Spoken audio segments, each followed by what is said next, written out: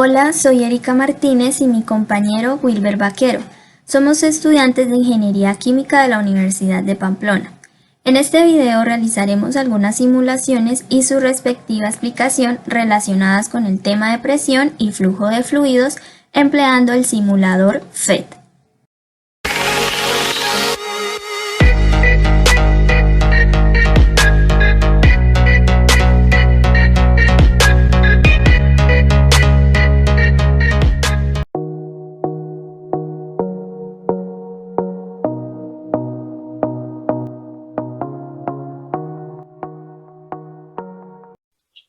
Bueno, ahora vamos a dar a conocer cómo varía la presión en un fluido en reposo.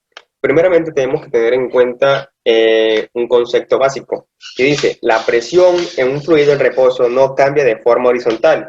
Sin embargo, en dirección vertical la presión sí cambia al tener un campo de gravedad. Bueno, entonces, ahora vamos a ponerlo en práctica. Vamos a vaciar primero nuestro tanque para verlo con más detalle. Cliqueamos nuestro manómetro, lo ubicamos en la parte inferior de nuestro tanque. Bueno, ahora veremos cómo aumenta la presión en nuestro recipiente al llenarlo de agua. Bueno, si nos damos cuenta, va aumentando la presión. Esto es debido a que aumentan las cantidades de capas de agua encima de nuestro manómetro. A medida que yo muevo o cambio de ubicación de mi manómetro, este va disminuyendo. ¿Sí se dan cuenta? A medida que voy poniéndolo en la parte superior de nuestro recipiente. Pero a medida que voy eh, descendiendo mi manómetro, asciende nuestra presión. Para tener más detalles, ponemos la regla. Vamos a ver esta partecita aquí. Entonces ahorita vamos a vaciar. Vamos a vaciar nuestro tanque. Miren cómo va disminuyendo nuestra presión.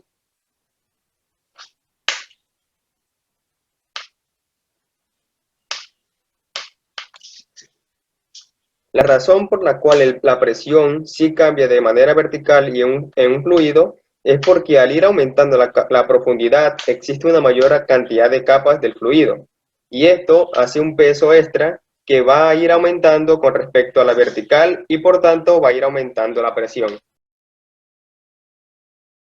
En este caso, la forma en la que está contenida nuestro fluido en reposo no va a influir en la variación de la presión porque como se explicó anteriormente, la presión no varía en forma horizontal, pero sí va a variar de forma vertical.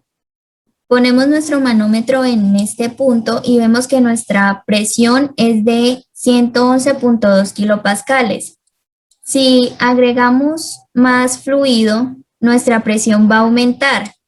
¿Por qué aumenta nuestra presión? Porque están aumentando las capas del fluido. Esto pues va a generar un peso extra, lo que hace que aumente la presión.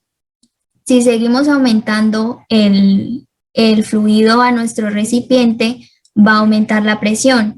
Y si vaciamos nuestro recipiente, la presión va a disminuir porque las capas del fluido están disminuyendo. O sea que se está generando, está disminuyendo el peso que hay sobre nuestro punto donde estamos midiendo la presión, entonces va a disminuir esa medida de la presión. Para iniciar vamos a darnos cuenta de si hay alguna diferencia de presiones en el momento antes de agregar algún peso en nuestro sistema. Bueno, aquí podemos observar que está una presión de, vamos a fijar nuestro manómetro bien, 123.3. Del otro lado del sistema debe estar igual, 123.3. Ahí está, 123.3. Bueno, el momento en que agregamos peso a nuestro sistema, en este caso vamos a agregarle 250, Atentos al manómetro. Sí se puede observar que en nuestro manómetro aumentó la presión. Bueno, entonces, también que tenemos que darnos cuenta de que del otro lado del sistema, en la parte derecha, aumenta la cantidad de capas de agua. Bueno, entonces para que sea más notable, vamos a ponerle un peso de 500 kilogramos. Fijemos nuestra vista en la parte derecha de nuestro sistema, donde podremos observar que las capas de agua aumentarán. Así como aumenta las cantidades de capas del otro lado de nuestro sistema, también aumenta la presión. Bueno, entonces vamos a agregarle los 250 más de kilogramos en peso. Está en 124.8 kilopascales. Bueno, del otro lado del sistema debe estar igual, ya que en el momento en que agregamos peso en el sistema, la presión del agua en la parte inferior de nuestro tanque va a ser recompensada por capas de agua. En el momento en que saco mis pesas, disminuye la cantidad de capas y esto hará que disminuya también la presión, como se puede observar en nuestro manómetro. En este caso, estudiaremos la hidrodinámica. Para hacer este estudio debemos restringir el fluido y debe tener unas características. La primera es que debe ser un fluido incompresible y otra es que el flujo debe ser aerodinámico o laminar. Ponemos estos puntos negros, vemos que con la fricción se da la interacción pared-flujo central es parabólica. Podemos decir en este caso que es un flujo laminar. Vemos que estos puntos negros van a mantener la misma distancia. ¿Por qué? Porque se trata de un fluido incompresible. Ahora, si nosotros cambiamos la forma de la tubería, vemos que estos puntos uno va a ir adelante y los otros lo van a seguir. En ese caso, se trata de un fluido aerodinámico o decimos nuevamente que es una corriente laminar. Un flujo aerodinámico es en el que cada partícula de un fluido sigue la trayectoria que siguió la partícula anterior. Ahora podemos ver que si yo aumento el caudal, la velocidad va a aumentar. Si yo disminuyo ese caudal, vemos que la velocidad disminuye. Y al aumentar el caudal, la velocidad aumenta. ¿Y por qué aumenta? Porque tiene que viajar mayor masa sobre el mismo volumen de tubería. En este caso, entonces, podemos decir que nuestro caudal es directamente proporcional a la velocidad. Ahora generaremos una restricción, o sea, una disminución del área por donde va a pasar nuestro fluido con un caudal de 5.363. En esta parte donde el área no se disminuyó, nuestra velocidad es de 1.7 metros sobre segundo, pero la velocidad donde se restringió o se disminuyó el área aumenta a 5.4 metros sobre segundo.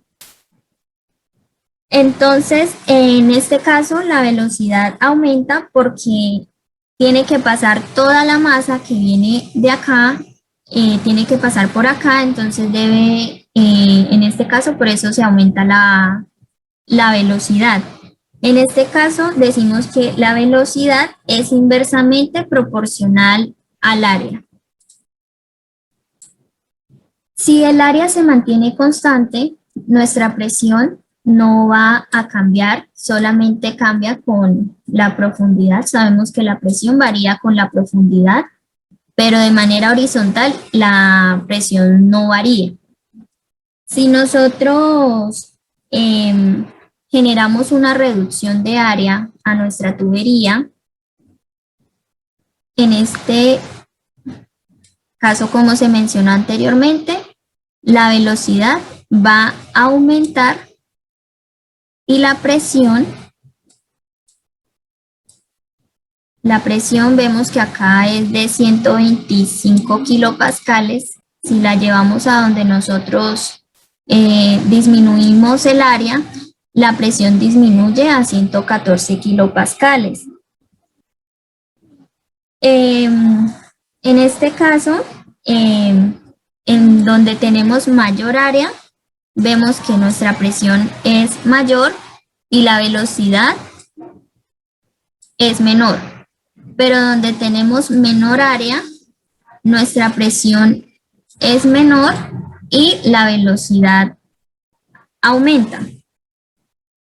En donde tenemos mayor área hay mayor presión porque las partículas pues tienen que empujar para poder entrar a esta zona de menor área. Eso quiere decir que entre mayor fuerza se esté generando, mayor es la presión. Pero en este caso donde el área es menor, las partículas no van a empujar, sino que van a salir con libertad y no tienen que hacer mayor fuerza. Entonces, donde hay menor fuerza, la presión va a ser menor, pero la velocidad sí aumenta porque tiene que pasar toda la masa que viene de acá de mayor área, tiene que pasar por una de menor área.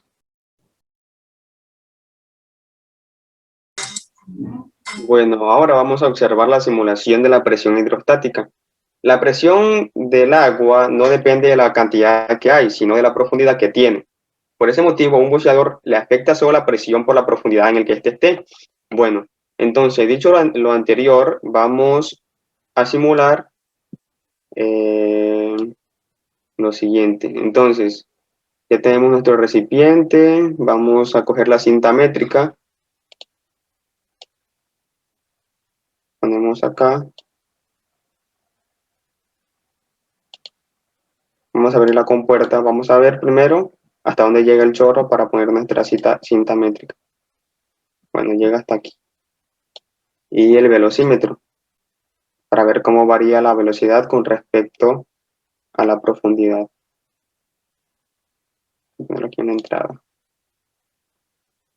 Bueno, entonces, ahora sí, quedamos y cerramos la llave. Como vemos en la simulación, llenamos un tanque y el agua sale por un agujero. El chorro tiene forma parabólica y su distancia y velocidad de salida depende de la distancia del agujero a la superficie del agua. Además, el agua siempre sale con mayor velocidad situado más al fondo. Esto sucede porque la presión que ejerce el líquido sobre la pared del recipiente es proporcional a la altura de la columna de agua que tiene por encima. Como podemos ver, la velocidad se redujo a 5,5 más o menos metros por segundo, después de que que estuvo a 23 o 24 metros por segundo. ¿Listo?